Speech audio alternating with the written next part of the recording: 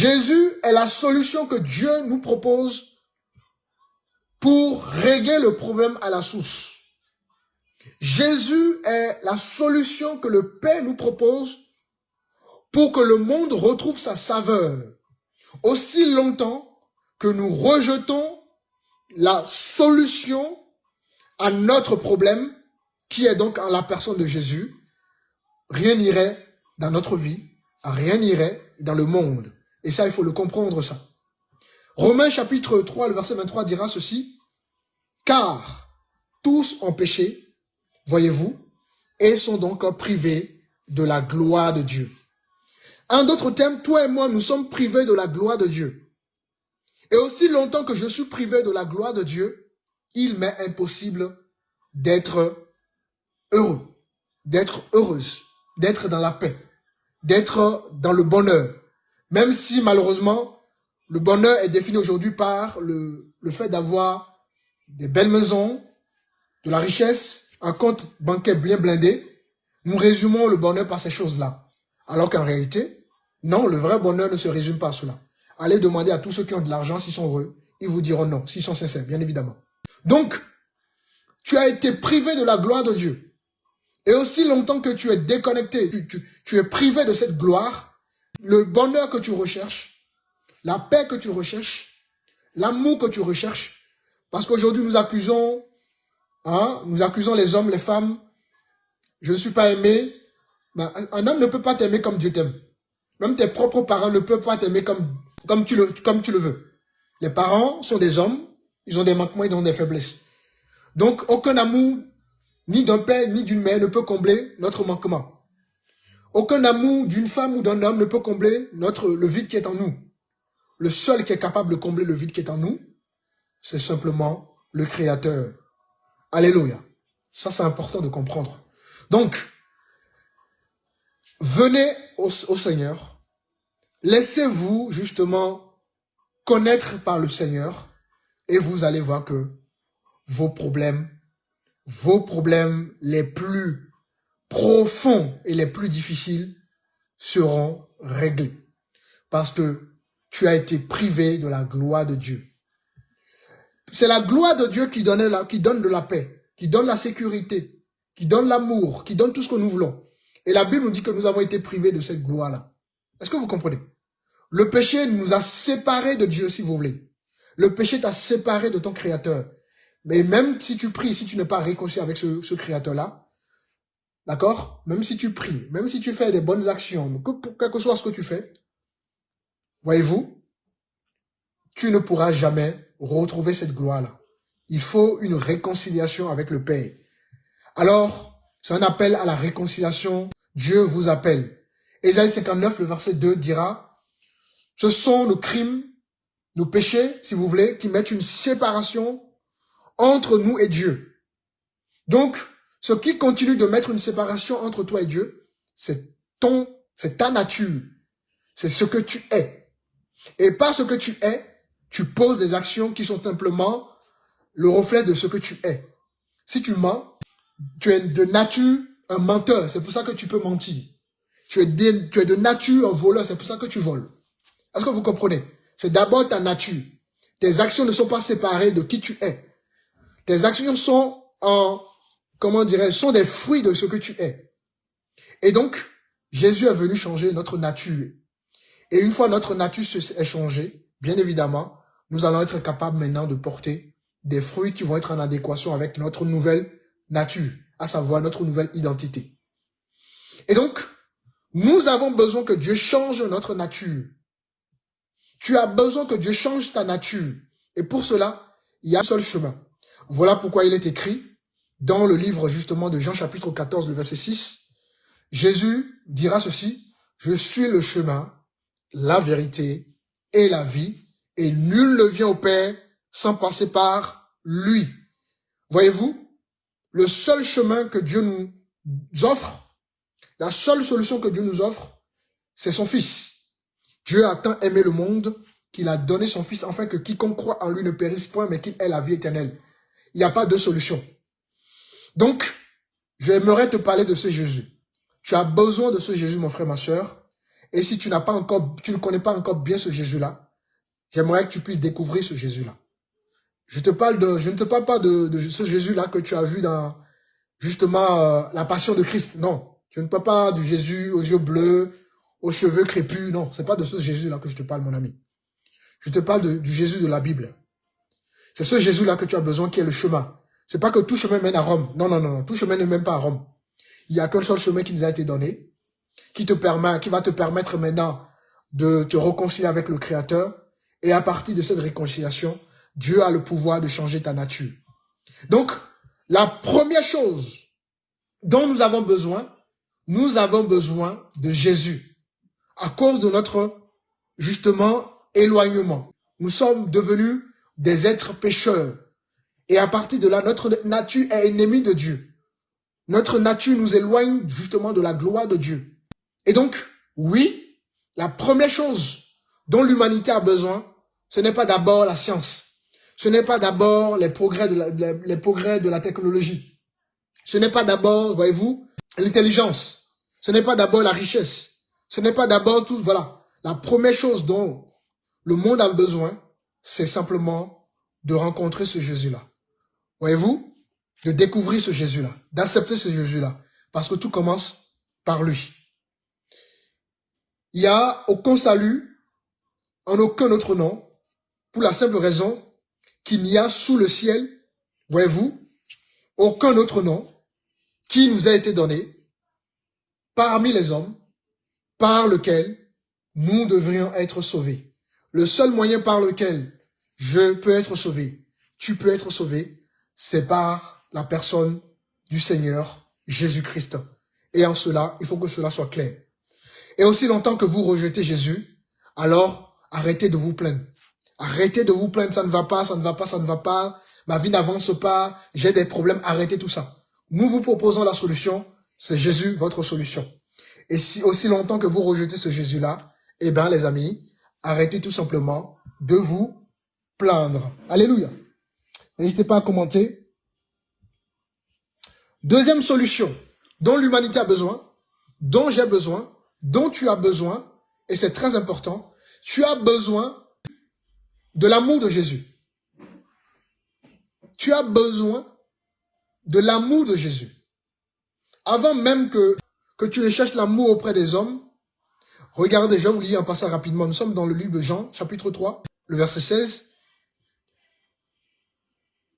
Car Dieu a tant aimé le monde qu'il a donné son Fils unique, afin que quiconque croit en lui ne périsse point, mais qu'il ait la vie éternelle. Nous allons prendre encore un autre passage. Nous sommes cette fois-ci dans Romains chapitre 5. Mais Dieu prouve son amour envers nous, en ce que lorsque nous étions encore des pécheurs, Christ est mort pour nous. Oui, mon frère, ma soeur, Christ est mort pour toi. Alors que tu es éloigné de Dieu, alors que tu es en rébellion contre Dieu, Dieu, dans son amour infini, a cherché le moyen de te sauver. Le moyen à ce que tu puisses te réconcilier avec lui. Et ça, c'est fort. Quel homme peut continuer alors qu'il est persécuté, alors qu'il est rejeté, alors qu'il est haï, alors que sa tête est mise à prix? Quel homme est capable de continuer à aimer la personne qui veut justement sa mort? Quel homme est capable de cela? Aucun homme sur terre n'est capable d'aimer son ennemi, humainement parlant. Aucun homme sur terre n'est capable d'aimer ceux qui le persécutent, humainement parlant. Aucun homme sur terre. Naturellement, nous ne sommes pas capables de faire ce genre de choses. Voyez-vous? Mais Dieu, dans son amour immense, malgré tout ce que nous disons sur lui, nous ouvrons des lives sur lui. Nous disons des choses sur lui. Nous écrivons des livres sur lui. Nous le rejetons à longueur de journée. Nous faisons tout. Mais lui continue à nous aimer. Et dans son amour, il va envoyer son Fils unique. Par amour, il va envoyer son seul Fils unique qui a été, n'est-ce pas, crucifié pour nous, qui a été puni à notre place pour que nous puissions, n'est-ce pas, revenir à lui, retrouver cette relation avec lui, nous puissions devenir tout simplement des fils et des filles du royaume. Voyez-vous? Donc c'est très important, vous comprenez l'amour de Dieu, l'amour du Créateur. Dieu a tant aimé le monde qu'il a fait le don, il a sacrifié son Fils à notre place. Son Fils qui n'a rien fait. Hein, il a puni son Fils à notre place. C'est fort. Et donc, Tu as besoin de connaître l'amour de Jésus. Et aussi longtemps que cet amour n'est pas révélé, ben tu continueras toujours à rejeter cet amour-là. Alléluia. Nous, dans notre entendement, malheureusement, hein, on a une mauvaise définition de l'amour. Hein. L'amour est conditionnel pour l'homme. Nous aimons parce que j'aime les gens parce que les gens m'apportent quelque chose. C'est ça l'amour de l'homme. Hein? Nous nous aimons parce que voilà, on s'aime bien parce que tu m'apportes des compétences, tu m'apportes de l'argent, tu m'apportes ceci. Mais à partir du moment où il n'y a plus, les conditions ne sont plus donc présentées, il n'y a plus d'amour. Or, Dieu, lui, il nous aime inconditionnellement. Malgré, n'est-ce pas, notre rébellion, malgré tout ce que nous faisons, Dieu continue à nous aimer. Dieu continue à t'aimer malgré ta rébellion, malgré ton rejet, malgré tes péchés, malgré tes actions, malgré tout ce que tu commets tous les jours, Dieu continue à t'aimer. Et il t'a donné déjà la solution, à savoir, accepte son Fils, accepte le Seigneur comme ton sauveur et tu vas justement retrouver cette gloire que tu as perdue. Troisième chose dont nous avons besoin, tu as besoin que Jésus change ton cœur. D'accord? Non seulement tu as besoin de son amour, mais tu as aussi besoin que Jésus change ton cœur pour la simple raison que le cœur de l'homme est mauvais. Hein? Le problème de l'homme ne se trouve pas seulement dans les actes que nous posons. Le problème de l'homme, c'est d'abord son cœur. C'est du cœur que viennent toutes les mauvaises actions que nous posons. Parce que le cœur est mauvais. Jérémie chapitre 17, justement, le verset 9 nous dira que le cœur de l'homme, n'est-ce pas, par-dessus tout, est mauvais, est méchant, est tortueux. Donc le cœur de l'homme, d'accord, a un problème pour l'homme en lui-même. Ton cœur, non seulement trompe les autres, mais te trompe aussi. Donc tu as besoin que Jésus change ton cœur. Le seul qui est capable de changer notre cœur, c'est Jésus. Aucun homme n'a la capacité de changer notre cœur. Aucune institution n'a la capacité de changer notre cœur. Aucune femme ne peut changer ton cœur. Aucun homme ne peut changer ton cœur. Aucun homme de Dieu ne peut changer ton cœur. La seule personne capable de changer ton cœur, voyez-vous, c'est le Seigneur Jésus-Christ. Et donc, pour toutes ces raisons-là, nous avons besoin, voyez-vous, de Jésus-Christ. Car lorsque lui vient dans notre vie, nous allons découvrir l'amour du Père et en plus de cela, il va changer notre cœur. Vous pouvez changer. Aujourd'hui, on se plaint de ceux qui nous gouvernent, que voilà, ceux qui nous gouvernent sont méchants, ceux qui nous gouvernent ne font pas bien leur boulot, machin. Et mais quand vous changez les gens, quand les gouvernements sont renouvelés, est-ce que les problèmes sont réglés? Les problèmes ne sont pas réglés. Aussi longtemps que le cœur de l'homme restera mauvais, aussi longtemps que le cœur de l'homme restera méchant, vous pouvez changer renouveler les institutions, vous pouvez changer les hommes, vous pouvez changer des maris, des femmes, tout ce que vous voulez. Les mêmes problèmes apparaîtront toujours. Parce que le problème, il faut aller à la racine. Pour changer un mal, il faut aller à sa racine. Et pour changer donc les choses, il faut faire appel à celui qui est capable, d'accord, de changer, de bouleverser notre racine. Et seul Jésus est capable de changer notre cœur. Nous allons prendre un passage rapidement dans 2 Corinthiens. Si quelqu'un est en Christ, il est une nouvelle créature. Les choses anciennes sont passées. Voici toutes choses sont devenues nouvelles. Vous voyez, c'est en Jésus que vous allez pouvoir vivre une vie nouvelle. C'est en Jésus que vous allez pouvoir expérimenter une nouvelle nature, un changement de cœur, un changement de nature. Seulement en Jésus. Si quelqu'un est en Christ, donc la condition est claire. Il faut être en Christ, il faut être réconcilié avec son Créateur par le moyen justement de notre Seigneur Jésus-Christ. Il faut être dans le Seigneur pour être une nouvelle créature. Ici, la Bible ne parle pas de l'amélioration. Dieu n'est pas venu vous améliorer. Dieu est venu créer un âme nouveau en vous. Et ça change radicalement les choses. Est-ce que vous comprenez? Donc, nous avons besoin, pour le 3e point, que Jésus vienne changer notre cœur. Ensuite, pour le 4e point, nous avons besoin de Jésus, voyez-vous, parce qu'il est celui qui donne la vie éternelle. Le seul qui est capable de donner la vie éternelle, c'est encore une fois de plus en la personne de Jésus. Beaucoup pensent que la mort, c'est la fin en soi. Non, la mort n'est pas la fin.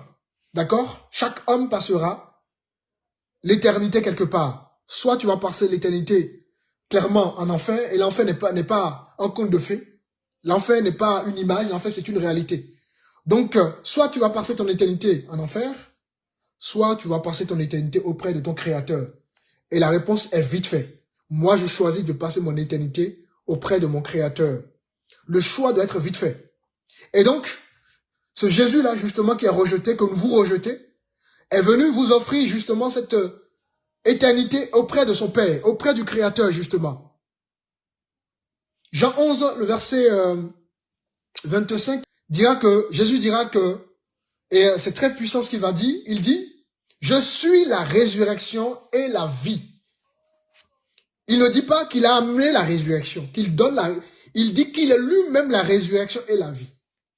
Donc, Jésus vous offre la possibilité de vous réconcilier avec votre Créateur et de vivre en éternité avec votre Créateur.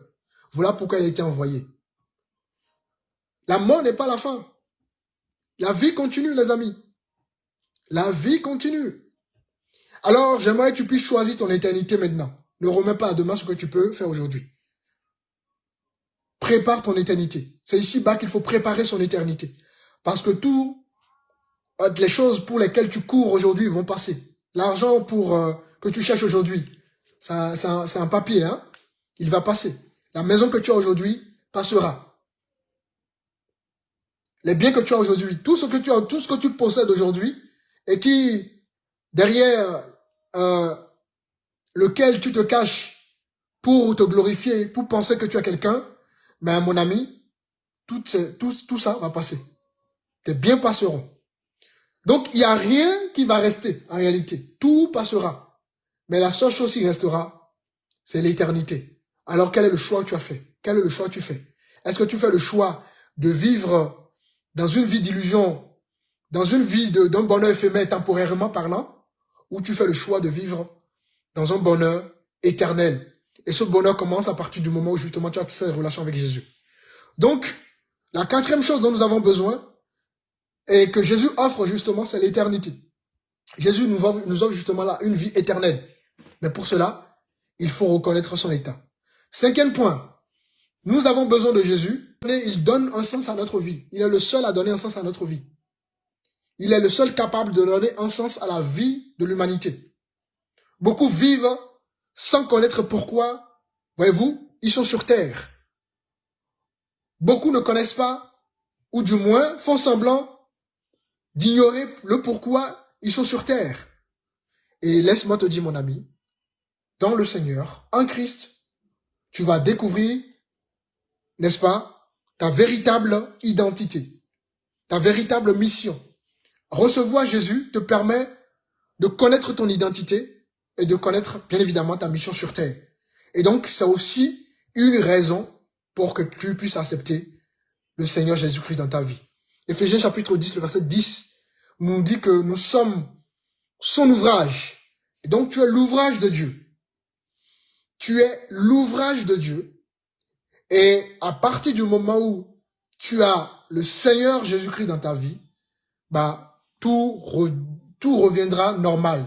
Tu pourras, voilà, tout va prendre son sens. Ta vie va prendre son sens. Ta réalité va prendre son sens. Ton identité va prendre son sens. Tout va reprendre sens dans ta vie. Alors mon frère, ma soeur, je t'invite ce matin à ce que cette lumière soit révélée pleinement dans ta vie. Arrêtons de rejeter Jésus. Arrêtons d'être dans une fausse compréhension de Jésus. D'accord? Je vous encourage à découvrir ce Jésus qui nous offre beaucoup de choses. Il y a beaucoup de choses à dire sur Jésus, mais voilà, je m'arrêterai sur ces 5-6 points. D'accord? Sur donc Jésus. Jésus est nécessaire pour régler nos problèmes. Et bien évidemment, il ne vient pas régler nos problèmes charnels, il vient d'abord régler nos problèmes spirituels, nos problèmes d'âme. Jésus a été envoyé pour que nous puissions être sauvés. D'accord? Jésus a été envoyé pour que nous puissions être réconciliés avec notre Créateur.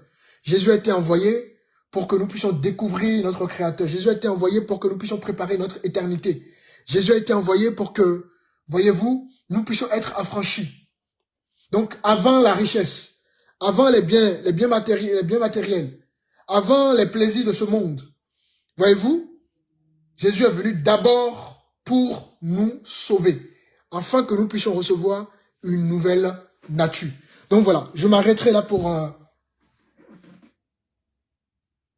ce live et j'espère que vous avez été bénis au travers de ce live.